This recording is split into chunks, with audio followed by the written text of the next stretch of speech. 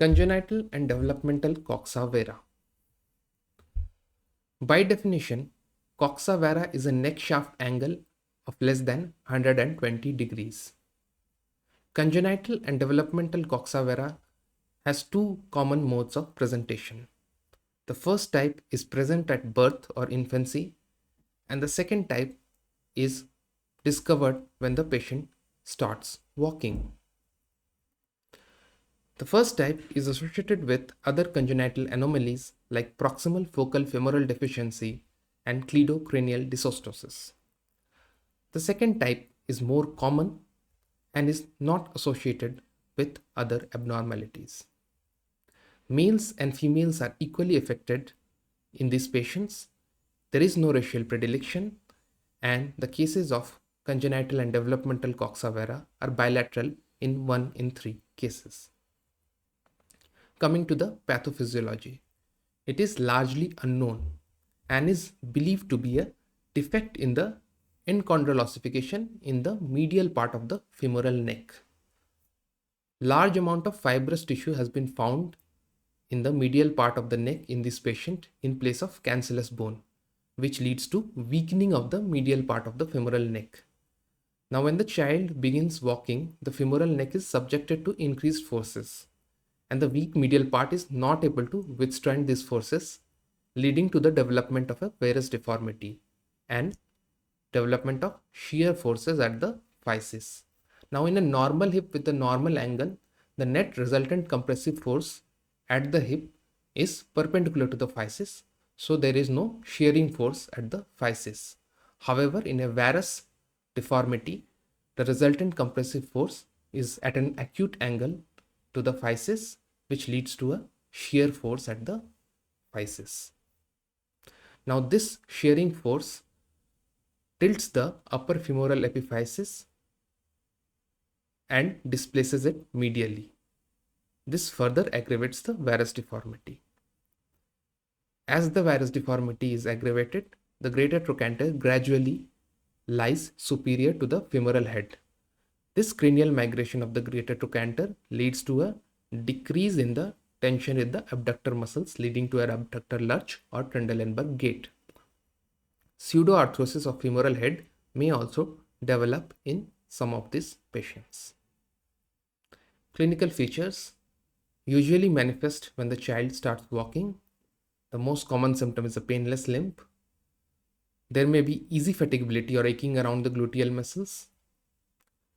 The patient may have a Trendelenburg gait or a waddling gait due to decreased abductor muscle tension due to cranial migration of the greater trochanter, and Trendelenburg test may be positive. In unilateral cases, there may be shortening of the limb leading to a limb length inequality. There is also a restriction of abduction and internal rotation in some of these patients. Coming to the radiological measurements, 3 measurements are usually taken. The first is the neck shaft angle, the second is head shaft angle, and the third is the Hilgenriner epiphyseal angle or the HE angle. The neck shaft angle is between 2 lines. The first line is drawn along the long axis of the femoral shaft. The second line is drawn along the long axis of the femoral neck. And this angle is the neck shaft angle. Now, if the neck shaft angle is less than 120 degree, it is a coxa vara, and progressive decrease of this angle to less than 110 degrees usually requires surgery. Head shaft angle is between a line along the long axis of the femoral shaft and a line along the epiphysis. We draw a perpendicular from this line and the angle is the head shaft angle. The Hilgenriner epiphyseal angle is very important. It is between the Hilgenriner line, which is between the bilateral triradiate cartilage. So a line between the triradiate cartilage on this side and on the other side. And the second line is along the epiphysis. So this angle is normally less than 25 degree. In patients with less than 45 degree angle, this is unlikely to progress.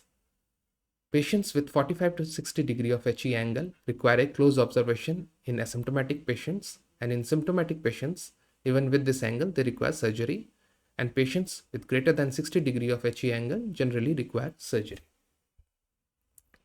Coming to the treatment, there is non-operative treatment and operative treatment.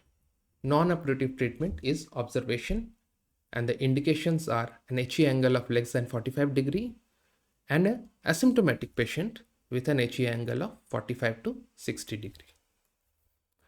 Operative treatment is recommended for patients with an HE angle of greater than 60 degree and with HE angle of 45 to 60 degree if symptomatic.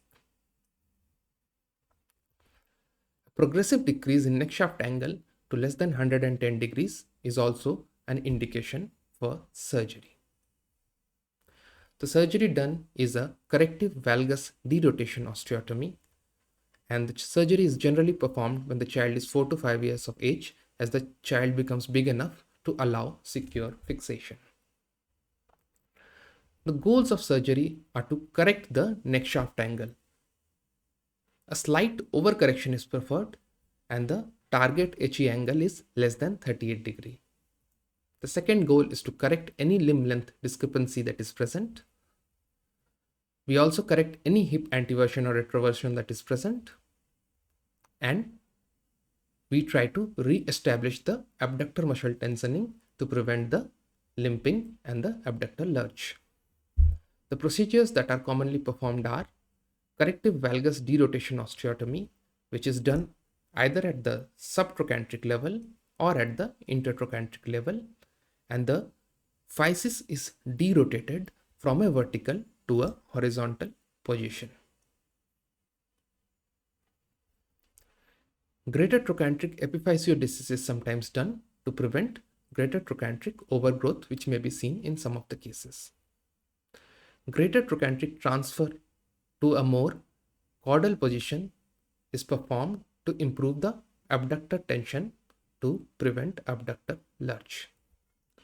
So friends, this was a discussion on the congenital and developmental coxa vara, which is an important topic for postgraduates. If you like these videos, please hit the like button and subscribe to the channel for further videos. Also comment in the comment section regarding the topic you would like to be covered in the future videos. Thank you.